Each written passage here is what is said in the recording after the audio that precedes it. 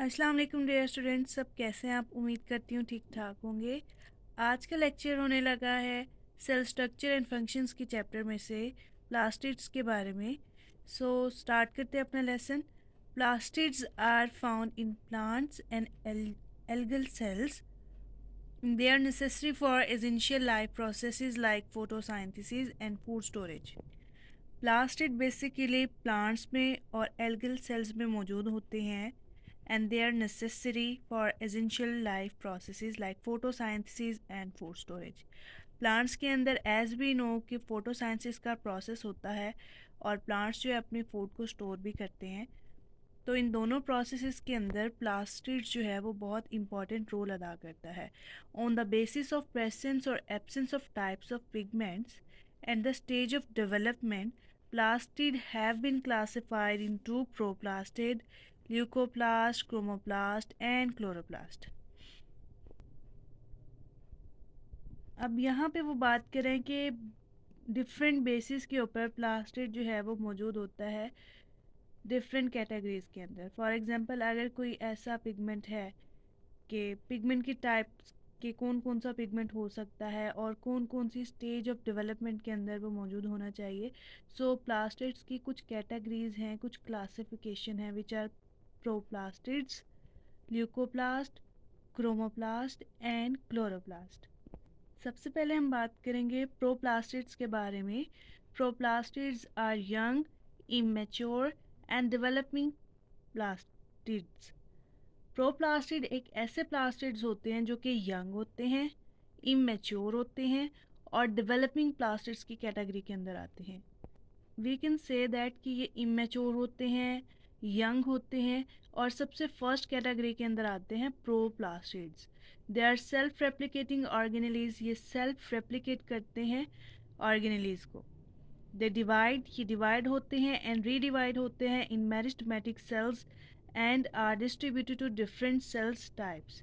ये meristematic cells के अंदर डिवाइड होते रहते हैं और फिर रीडिवाइड होते रहते हैं और डिस्ट्रीब्यूट होते रहते हैं डिफरेंट सेल्स की टाइप्स में, depending upon the structures in which they found, the intracellular factors and on exposure to light they may develop into leucoplast और chloroplast. अब आप यहाँ से देखिए कि प्रोप्लास्टिड जो है चेंज होने लगा है वन फॉर्म से अदर फॉर्म के अंदर। Proplastid is changed into or transformed into leucoplast and chloroplast. क्या होता है कि जब ये स्ट्रक्चर जो है, इनके स्ट्रक्चर के बारे में हम बात करते हैं जिसके अंदर ये मौजूद होते हैं, तो कुछ इंट्रा वो चेंज हो जाते हैं क्लोरोप्लास्ट के अंदर which we called as the green plastids. अब ल्यूकोप्लास्ट क्या होते हैं? Leucoplast are found in parenchyma cells of root, stem and seeds. Leucoplast जो है वो पेरेन्काइमा सेल्स के अंदर मौजूद होते हैं, रूट के, स्टेम के एंड सीड्स के। They act as a storage organelles, ये एक्ट करते हैं एज अ स्टोरेज ऑर्गेनेल के तौर पे। Based on the kind of substance they stored, they are further classified into amyloplast, elioplast and proteinoplast.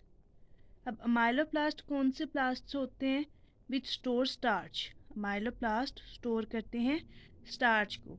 elioplast जो हैं वो स्टोर करते हैं लिपिड्स को एंड प्रोटीनोप्लास्ट जो हैं वो स्टोर करते हैं प्रोटीन को। You can see here the diagram here. जो हमने बात की, प्रोप्लास्टिड जो थे सबसे पहले प्रोप्लास्टिड हुए, जब इनको एक्सपोज किया हमने लाइट के साथ तो आइदर वो क्लोरोप्लास्ट में भी चेंज हो सकते हैं एंड ल्यूकोप्लास्ट के अंदर भी चेंज हो सकते हैं। ल्यूकोप्लास्ट अगेन जो है वो कलरलेस प्लास्टिड होता है। ल्यूकोप्लास्ट को फर्दर हम 3 कैटेगरीज के अंदर यहाँ पे इलेबोरेट कर देंगे, which are amyloplast, elaioplast and proteinoplast. अगर प्रोप्लास्टिड क्लोरोप्लास्ट के अंदर ट्रांसफॉर्म होगा तो उससे जो एक कैटेगरी बनेगी वो होगी क्रोमोप्लास्ट। ठीक है, अगेन हम अपने ल्यूकोप्लास्ट के बारे में हमने पढ़ लिया। अमाइलोप्लास्ट स्टोर करते हैं स्टार्च को, इलायोप्लास्ट स्टोर करते हैं लिपिड्स को एंड प्रोटीनोप्लास्ट स्टोर करते हैं प्रोटीन्स को। क्रोमोप्लास्ट के बारे में बात करते हैं। ये है क्रोमोप्लास्ट हमारे पास। Chromoplast synthesize different coloured pigment other than green. अब ये देखें, कैटेगरी तो ये क्लोरोप्लास्ट की है which is of green colour, लेकिन जो क्रोमोप्लास्ट है वो डिफरेंट कलर्स के साथ प्ले कर सकती है। So chromoplast synthesize different colour pigment other than green. Green के अलावा डिफरेंट कलर के पिगमेंट्स के साथ वो साइंथिसाइज कर सकती है chromoplast. Therefore, they are found in colored part of the plant such as flower, petal and fruit wall, where they attract insects and thus help in pollination.